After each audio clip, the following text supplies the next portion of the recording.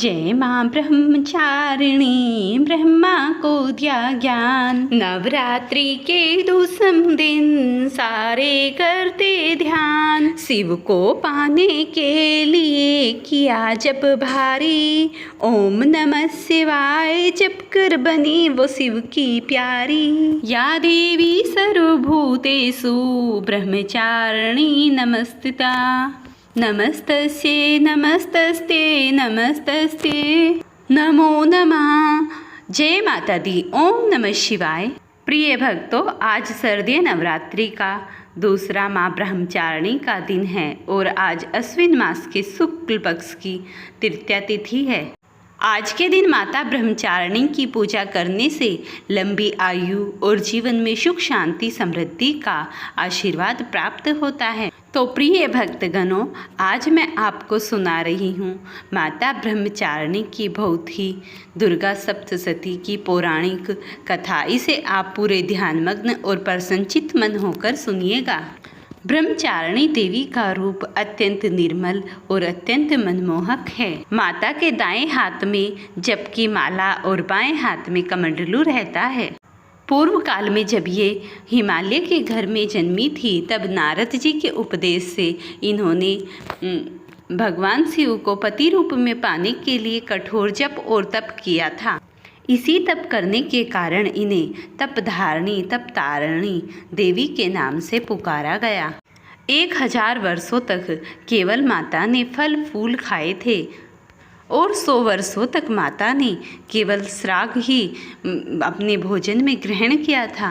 और वनों में माता बिल्कुल धूप और छाव बारिश सब कुछ सहते हुए कठिन कठोर तपस्या करती रही और 30,000 वर्षों तक माँ ने बेलपत्र ही खाकर अपना जीवन निर्वाह किया था।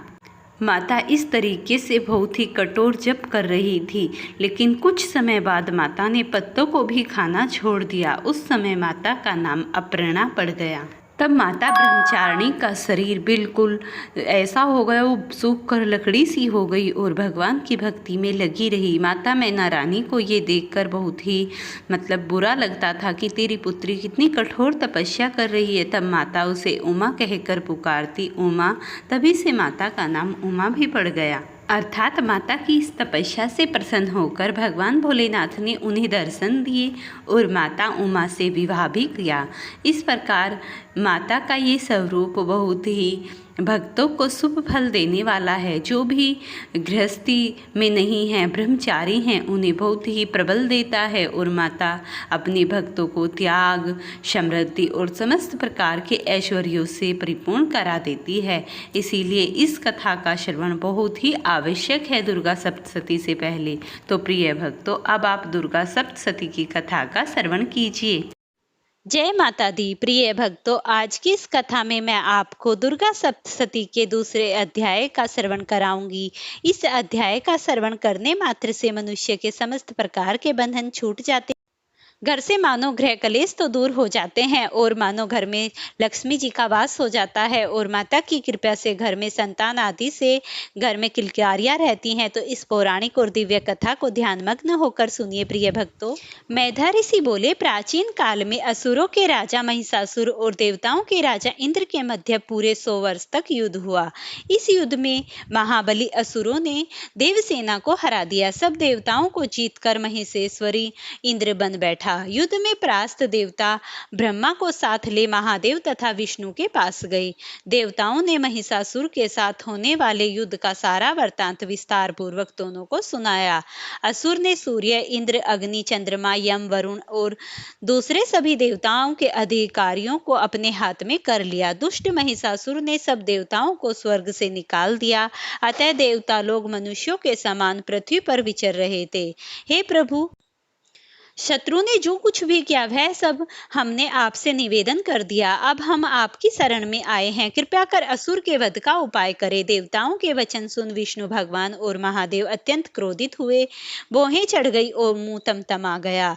अत्यंत क्रोध से युक्त भगवान विष्णु, महादेव तथा ब्रह्मा तीनों के मुख से एक महान तेज प्रकट हुआ। अन्य इंद्र आदि देवताओं के शरीरों से भी महान तेज प्रकट हुआ और वह सब एक तेज स्थान पर इकट्ठा हो गया। वह तेज पुंज जलते हुए पर्वत के समान हो गया और उस ज्वाला की दीप्ति सब दिशाओं में फैल गई। सब देवताओं के शरीरों से उत्पन्न वह अतुल तेज जो तीनों लोकों में प्रकाशमान था स्त्री रूप हो गया। महादेव के तेज से उस स्त्री का मुंह, यम के तेज से केस, विष्णु के तेज से बाहु, चंद्रमा के तेज से दोनों स्तन, इंद्र के तेज से मध्य भाग, वरुण के तेज से जंघा, पृथ्वी के तेज से निस्तंभ, बाहा के तेज से दोनों पैर, सूर्य के तेज से पैरों की उंगलियां, वसुओं के तेज से हाथों की उंगलियां, कुबेर के तेज से नासिका तथा प्रजापति के तेज से उनके दांत उत्पन्न हुए, अग्नि के तेज से तीनों नेत्र, दोनों संध्याओं के तेज से भौहें और वायु के तेज से दोनों कान उत्पन्न हुए। इस प्रकार उपरोक्त तथा अन्य देवताओं के तेज से उस शिवा कल्याणकारी देवी का प्रादुर्भाव हुआ। सब देवताओं के तेज समूह से उत्पन्न इस देवी को देखकर असुर से सताए हुए सभी देवता प्रसन्न हुए। इसके पश्चात शिवजी ने अपने त्रिशूल से एक शूल निकालकर उस देवी को दिया और अपने चक्र से उत्पन्न एक चक्र विष्णु भगवान ने दिया। वरुण ने शंख और अग्नि ने शक्ति दी। वायु ने धनुष और बाणों से भरपूर 2 तस्कर दिए। देवराज इंद्र ने अपने व्रज से उत्पन्न एक व्रज दिया तथा ऐरावत आदि का घंटा दिया। यमराज ने दंडकाल से दंड प्रदान किया और भूपति ने पास दिया। प्रजापति ने रुद्राक्ष की माला और ब्रह्मा ने कमंडल दिया। सूर्य भगवान ने अपनी किरणें देवी के रोमकूपों में भर दी। काल ने खड़ग तथा उन्मत ढाल दी। क्षीर सागर ने सुंदर हार और 2 नूतन वस्त्र, दिव्य चूड़ामणि, कुंडल, कंकण, निर्मल अर्धचंद्र, 2 नूतन वस्त्र, दिव्य चूड़ामणि, कुंडल, सब भुजाओं के बाहु बंद, पैरों के नुपुर, गर्दन में कंठा, सब अंगुलियों के लिए रत्न जड़ी अंगूठियां प्रदान की। विश्वकर्मा ने एक परशु भेंट किया तथा अनेक प्रकार के अस्त्र और अभेद कवच दिए। सिर और हृदय पर धारण करने के लिए कमल के खिले हुए सुंदर फूलों की माला दी तथा समुद्र ने कमल का सुंदर फूल दिया। हिमालय ने एक सिंह सवारी के लिए तथा अनेक प्रकार के रत्न दिए। कुबेर ने सूरा से भरा एक प्याला दिया। शेषनाग ने महामणि विभूति एक नागहार दिया। अन्य सभी देवताओं ने भूषणों और शस्त्रों से देवी का सत्कार किया। अलंकारों से युक्त उस देवी ने महाभयंकर प्रलयकाली गर्जना की, जिसके नाद से आकाश पाताल तथा 10 दिशाएं कंप्यमान हो उठी तथा उनसे महान प्रतिध्वनि हुई, जिससे सारे लोग सुशोभित हो उठे और सुंदर वन कांपने लगे। पृथ्वी सारे पर्वत डगमगा गए। सुंदर देवता प्रसन्न हो कांपने लगे। सिंहवाहिनी देवी की सभी जय जयकार करने लगे। भक्ति से सब मुनिगण देवी की स्तुति करने लगे। तब देवताओं के शत्रु असुरों ने तीनों लोकों में हलचल देख अपनी सारी फौज को तैयार किया और अस्त्र शस्त्र ले सावधान हुए। महिषासुर ने बड़े असमंजस्य में होकर कहा, ओह यह क्या है, और अब उस शब्द की ओर अपनी असंख्य सेना ले दौड़ पड़ा। वहां उसने अपनी प्रभा से तीनों लोकों को प्रकाशित करने वाली देवी को देखा। उस देवी के भार से पृथ्वी दबी जा रही थी। उसके मुकुट से आकाश में रेखाएं पड़ती जा रही थी। उसके धनुष की प्रचंडता की टंकार से पाताल आदि सभी लोग कांप रहे थे। वह देवी अपने शस्त्रों भुजाएं सब दिशाओं में फैलाए खड़ी थी। उसके साथ असुरों का युद्ध होने लगा। अनेक प्रकार के अस्त्र शस्त्र चलने लगे। उनकी चमक से सब दिशाएं प्रकाशित हो गई। महिषासुर ने सेनापति महासुर, चिक्षुर अथवा चामर, चतुरंगनी सेना ले युद्ध करने लगा। उदर्ग नामक असुर 60,000 रथी अपने साथ ले युद्ध करने लगा। महाहनु नामक असुर 1 करोड़ सेना ले देवी के साथ लड़ने लगा और महाअसुर अशिलोमा 5 करोड़ सेना लेकर युद्ध में प्रवृत्त हुआ। बाणकल नामक असुर 60 लाख रथी और परिवारित असंख्य हाथी घोड़ों की सेना लेकर युद्ध करने लगा। बिड़ाल नामक असुर 1 करोड़ 5 लाख रथ ले युद्ध करने लगा।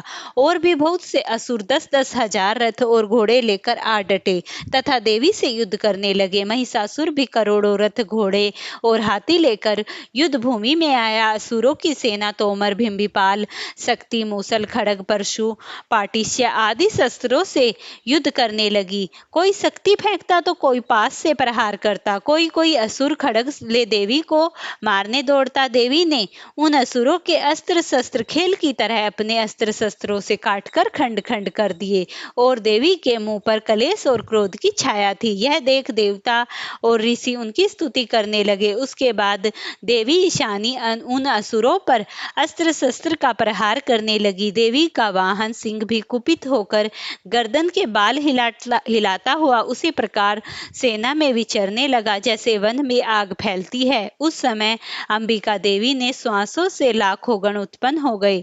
देवी की शक्ति से उत्पन्न उक्त गण पशु, भिंबिपाल, खड्ग और पाटिष्य आदि अस्त्रों शस्त्रों से असुरों से युद्ध करने लगे तथा गण ढोल, मृदंग और शंख बजाने लगे। देवी ने त्रिशूल, गदा और शक्ति वर्षा तथा खड्ग आदि का प्रहार कर सैकड़ों असुरों को मार डाला। बहुत से असुरों को घंटों के शब्द से मोहित करके पृथ्वी पर गिरा दिया। कितने ही असुरों को पास में बांधकर पृथ्वी पर घसीट लिया और बहुत सौ को तीक्ष्ण बाणों से बींध दिया।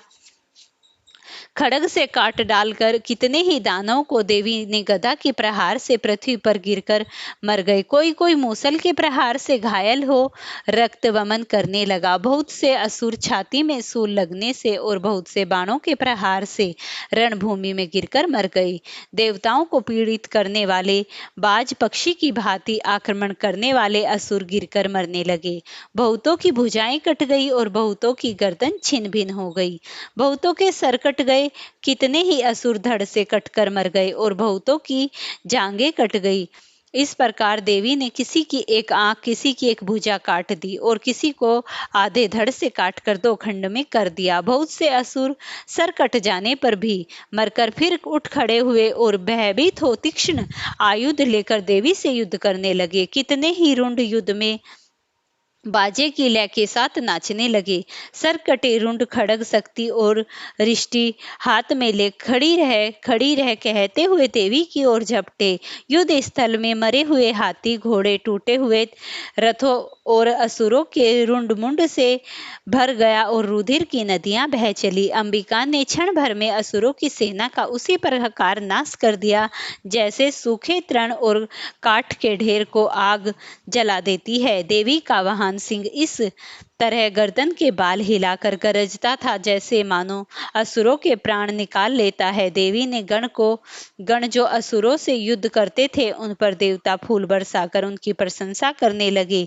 हर तरफ माता की जय जयकार होने लगी। सभी देवता गण बहुत ही प्रसन्नचित हुए और माता को प्रणाम करने लगे। इस प्रकार इस महान दुराचारी पराक्रमी दैत्य का वध हो गया। वृद्धि करने वाला है। तो प्रिय भक्तों, इस शरद नवरात्रि पर माता का ध्यान करने, उनकी कथा करने और व्रत करने से दरिद्रता का घर से नाश होता है, सुख समृद्धि का वास होता है, व्यक्ति के सभी रुके कार्य सिद्ध हो जाते हैं। आज मैं आपको सुनाने जा रही हूँ नवरात्रि के प्रथम दिन सुनी जाने वाली माता दुर्गा की बहुत ही पौराणिक और दुर्लभ कथा। तो आप सभी भक्तगण इन कथाओं को पूरे ध्यान और प्रसन्नचित मन करके सुनिएगा। नवरात्रि कथा के अनुसार एक बार बृहस्पति जी ने ब्रह्मा जी के समक्ष चैत्र व अश्विनी मास के शुक्ल पक्ष में पड़ने वाले नवरात्र का उत्सव जानने की इच्छा जताई। इन्होंने कहा, इस व्रत का क्या फल है, इसे किस प्रकार किया जाता है, सबसे पहले इस व्रत को किसने किया, ये सब विस्तार से कहिए। बृहस्पति जी के प्रश्नों का जवाब देते हुए ब्रह्मा जी ने कहा, हे बृहस्पति, प्राणियों के हित की इच्छा से तुमने बहुत अच्छा प्रश्न किया। जो इंसान मनोरथ पूर्ण करने वाली माँ दुर्गा, महादेव, सूर्य और नारायण का ध्यान करते हैं वे धन्य हैं। यह नवरात्र व्रत संपूर्ण कामनाओं को पूर्ण करने वाला है। इस व्रत को करने से पुत्र, सुख, धन, विद्या और सब कुछ मिल सकता है। इस व्रत को करने से रोग दूर हो जाता है, घर में समृद्धि की वृद्धि होती है, बंध्या को पुत्र पैदा होता है, समस्त पापों से छुटकारा मिल जाता है। जो मनुष्य इस नवरात्र व्रत को नहीं करता वह अनेक दुखों को भोगता है। यदि व्रत करने वाला मनुष्य सारा दिन का उपवास न कर सके तो एक समय भोजन करे और उस दिन बांधवों सहित नवरात्र व्रत कथा का श्रवण करे। हे बृहस्पति, जिसने पहले इस महाव्रत को किया वह कथा मैं तुम्हें सुनाता हूँ, तुम सावधान होकर सुनो। ब्रह्मा जी बोले, प्राचीन काल में मनोहर नगर में पिठिल नाम का एक अनाथ ब्राह्मण रहता था। वह माता दुर्गा का भक्त था। उसके संपूर्ण सद्गुणों से युक्त सुमिति नाम की एक अत्यंत सुंदर कन्या उत्पन्न हुई। वह कन्या अपने पिता के घर अपनी सहेलियों के साथ क्रीड़ा करती हुई इस प्रकार बढ़ने लगी जैसे शुक्ल पक्ष में चंद्रमा की कला बढ़ती है। उसका पिता प्रतिदिन जब दुर्गा की होम करके पूजन करता उस समय वह भी नियम से वहां उपस्थित रहती। एक दिन सुमिति भगवती के पूजन में उपस्थित नहीं हुई। उसके पिता को पुत्री की ऐसी असावधानी देखकर क्रोध आया और वह पुत्री से कहने लगा, अरे दुष्ट पुत्री, आज तूने भगवती का पूजन नहीं किया, इसी कारण मैं किसी कुष्ठी रोगी दरिद्र मनुष्य के साथ तेरा विवाह करूंगा।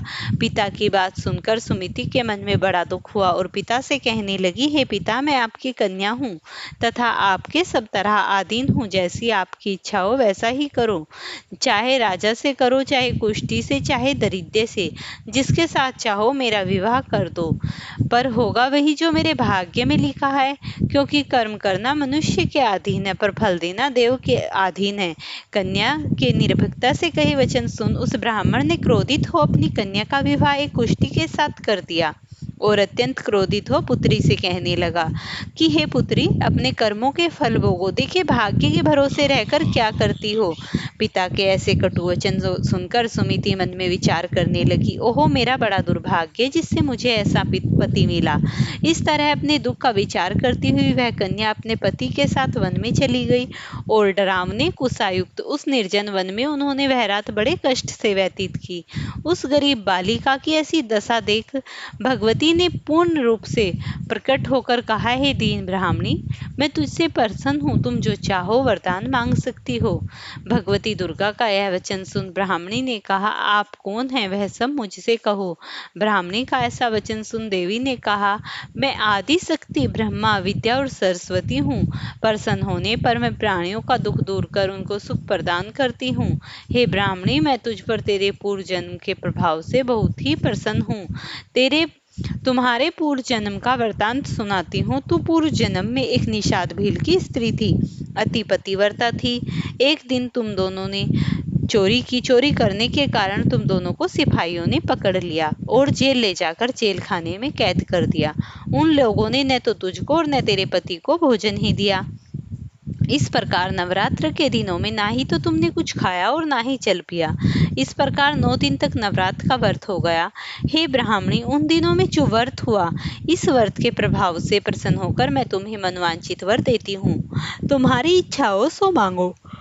इस प्रकार दुर्गा का वचन सुन ब्राह्मणी बोली, अगर आप मुझ पर प्रसन्न हैं, हे दुर्गे, मैं आपको प्रणाम करती हूँ, कृपया करके मेरे पति का कोढ़ दूर करो। देवी ने कहा, उन दिनों में जो व्रत किया था उस व्रत का 1 दिन का पुण्य अपने पति के कोढ़ को दूर करने के लिए अर्पण करो। उस पुण्य के प्रभाव से तेरा पति ठीक हो जाएगा। इस प्रकार देवी का वचन सुन वह ब्राह्मणी प्रसन्न हुई और पति को निरोग करने की इच्छा से जब उसने तथास्तु ऐसा वचन कहा, तब उसके पति का शरीर भगवती दुर्गा की कृपा से कुष्ठ रोग से रहित हो गया। वह ब्रह्माणी पति को देवी की स्तुति करने लगी, हे दुर्गे, आप दुर्गति को दूर करने वाली, तीनों लोकों की संताप हरने वाली, समस्त दुखों को दूर करने वाली, रोगी मनुष्य को निरोग करने वाली, प्रसन्न होने पर मनवांछित वर देने वाली, दुष्ट मनुष्य का नाश करने वाली, तुम ही सारे जगत की माता पिता। हे अम्बे, मुझ अपराध रहित अबला को मेरे पिता ने कुष्ठी मनुष्य के साथ विवाह कर मुझे घर से निकाल दिया। पिता से निरस्कृत निर्जन वन में विचर रही हूँ। आपने मेरा इस विपदा से उद्धार किया। हे देवी, मैं आपको प्रणाम करती हूँ, मेरी रक्षा करो। जब ब्रह्माणी ने ऐसे देवी की स्तुति सुन देवी बहुत ही प्रसन्न हुई और संतुष्ट हुआ और ब्राह्मणी से कहा, हे ब्राह्मणी, तेरे उदालय नामक अति बुद्धिमान, धनवान, कीर्तिमान पुत्र शीघ्र उत्पन्न होगा, ऐसा वर देख। देवी ने ब्राह्मणी से कहा कि और जो कुछ तेरी इच्छा हो सो मांग ले। सुमिति ने कहा कि हे भगवती दुर्गे, अगर आप मुझ पर प्रसन्न हैं तो मुझे नवरात्र की विधि को विस्तार पूर्वक समझाइए। ब्राह्मणी का वचन सुन दुर्गा ने कहा, हे ब्राह्मणी, मैं तुम्हें संपूर्ण पापों को दूर करने वाले नवरात्र व्रत को बतलाती हूँ। चैत्र मास के शुक्ल पक्ष की प्रतिपदा से लेकर 9 दिन तक व्रत करे। यदि दिन भर का व्रत न कर सके तो एक समय भोजन करे। उस दिन सुमुहूर्त में घट स्थापना और वाटिका बनाकर उसको प्रतिदिन जल से सींचे। महाकाली, महासरस्वती की मूर्तियां बनाकर उनकी नित्य विधि सहित पूजा करे। बिजोरा के फूल से अर्घ्य देने से रूप की प्राप्ति होती है। जायफल से अर्घ्य देने से कीर्ति, दाख से अर्घ्य देने से कार्य सिद्धि, आंवले से सुख की प्राप्ति और केले से आभूषणों की प्राप्ति होती है। इस प्रकार पुष्पों व फलों से होम आदि करे। समाप्त होने पर 9वें दिन विधि विधान से खांड, घी, गेहूं, शहद, जौ, तिल, बिंब, नारियल सभी चीजें इस प्रकार समर्पित करे। नारियल, दाख और कदम जैसी विभिन्न सामग्रियों से हवन करना चाहिए। आंवले से कीर्ति और केले से पुत्र की प्राप्ति होती है। कमल से राज सम्मान और दाखों से सुख संपत्ति की प्राप्ति होती है। खांड, घी, नारियल, शहद, जौ, तिल तथा फलों से होम करने से मनोवांछित वस्तु की प्राप्ति होती है। व्रत करने वाला मनुष्य इस विधि विधान से होम आचार्य को अत्यंत नम्रता के साथ प्रणाम करे और यज्ञ सिद्धि के लिए उन्हें दक्षिणा दे। इस प्रकार बताई हुई विधि के अनुसार जो मनुष्य करता है उसके सभी प्रकार के मनोरथ सिद्ध हो जाते हैं। इसमें तनिक भी संदेह नहीं है। इन 9 दिनों में जो भी कुछ दान दिया जाता है न जाने उसका करोड़ों गुना फल मिलता है। इस नवरात्र को करने से अश्वमेध यज्ञ का फल प्राप्त हो जाता है। और हे ब्राह्मणी, इन संपूर्ण कामनाओं को पूर्ण करने वाला उत्तम तीर्थ, मंदिर अथवा घर में ही विधि के अनुसार करे। फिर ब्रह्मा जी कहने लगे, हे बृहस्पति, जो तुमने इस प्रकार का ब्राह्मणी का वचन सुना, इस प्रकार ब्राह्मणी को समस्त बातें बताकर देवी अंतर्धान हो गई। जो मनुष्य या स्त्री इस व्रत को भक्ति पूर्वक करता है वह इस लोक में सुख प्राप्त कर अंत में मोक्ष को प्राप्त होता है। ब्रह्मा जी ने बृहस्पति जी से कहा कि यह दुर्लभ व्रत का महात्म्य जो तुमने मेरे लिए बतलाया है, इसे सुनकर मैं प्रफुल्लित और आनंदित हो गया हूँ और कहने लगा कि हे महान, आपने मुझ पर अति कृपा की है जो मुझे इस नवरात्र व्रत विधि के माध्यम और कथा को सुनाया है। इस प्रकार देवी की समस्त स्तुति करने के बाद सभी लोग कहने लगे, बोलो भगवती देवी की जय हो, तीनों लोकों की स्वामिनी की जय हो, बोलो भगवती माता की जय। प्रेम से बोलिए, अम्बे माँ की जय हो। राजा दक्ष की पुत्री सती भगवान शिव की पत्नी थी। एक बार राजा दक्ष ने एक बड़ा यज्ञ किया जिसमें शिवजी को आमंत्रित नहीं किया। समस्त देवी देवताओं को बुलाया गया लेकिन शिवजी को नहीं बुलाया गया। सती बिना बुलाए ही वहां पहुंच गई। वहां उसने शिव का अपमान हुआ देखा जिसे वह सह न पाई। इस प्रकार वह सती ने यज्ञ कुंड में कूदकर अपने प्राणों की आहुति दे दी।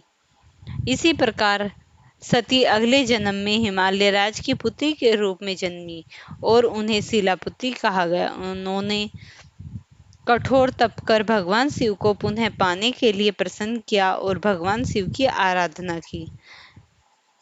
सती अगले जन्म में हिमालय राज की पुत्री के रूप में जन्मी और उन्हें शिलापुत्री कहा गया। उन्होंने कठोर तप किया और भगवान शिव को पुनः पति रूप में पा लिया। प्रथम दिन माँ शिलापुत्री की शक्ति से साधक को शक्ति, धैर्य और जीवन में सरलता और सुख शांति, घर में लक्ष्मी का ठहराव मिलता है और साधक की समस्त प्रकार की मनोकामनाएं पूर्ण होने के बाद वह अंत में चाहिए। प्रेम से बोलिए श्री भगवती देवी की जय। अम्बे तू है जगदम्बे काली, जय दुर्गे खप्पर वाली, तेरे ही गुण गावें भारती। ओ मैया हम सब उतारें तेरी आरती। माता तेरे भक्त जनों पर भीड़ पड़ी है भारी, दानव दल पर टूट पड़ो माँ करके सिंह सवारी। सौ सिंहों से बलशाली, अष्टभुजाओं वाली, दुष्टों को तुम ही तो संवारती। ओ मैया हम सब उतारें तेरी आरती। माँ बेटे का है इस जग में बड़ा ही निर्मल नाता, मैया बड़ा ही पावन नाता। पूत कपूत सुने हैं पर ना माता, सुनी को माता सब पर करुणा दर्शाने वाली, अमृत बरसाने वाली, नैया भंवर से उबारती। ओ मैया हम सब उतारें तेरी आरती। नहीं मांगते धन और दौलत, ना चांदी ना सोना, हम तो मांगे माँ तेरे मन में एक छोटा सा कोना। सबकी बिगड़ी बनाने वाली, लाज बचाने वाली, सतियों के सत्य को संवारती। ओ मैया हम सब उतारें तेरी आरती। 14 के दिन तेरे भवन पर भीड़ लगे है भारी, मैया भीड़ लगे है भारी। जो कोई मांगे सोई मिल जाता, कहती दुनिया सारी। मैया तुम ही हो देने वाली, ना कोई आवे खाली, दुखियों के दुख को मिटावती। ओ मैया हम सब उतारें तेरी आरती। छोटा सा परिवार हमारा, इसे बनाए रखना मैया, इसे बनाए रखना। इन बगियों में 2 फूल खिले हैं, सदा खिलाए रखना मैया। दर्शन के देने वाली, पहाड़ों पे रहने वाली, शेर सवारी वाली, तेरे ही गुण गावें भारती। ओ मैया हम सब उतारें तेरी आरती।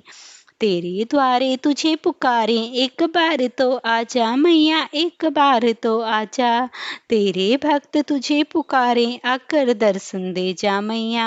दर्शन के देने वाली, पहाड़ों पे रहने वाली, शेर सवारी वाली, तेरे ही गुण गावें भारती। ओ मैया हम सब उतारें तेरी आरती। प्रेम से बोलिए अम्बे मात की जय हो। प्रिय भक्तों, अगर आपको ये वीडियो पसंद आई हो तो इसे लाइक शेयर करना, चैनल पर नए हैं तो चैनल को सब्सक्राइब करना, और हाँ, वीडियो के लास्ट में एक प्यारा सा जय माता दी कमेंट अवश्य ही लिख देना अगर वीडियो पसंद आई हो तो।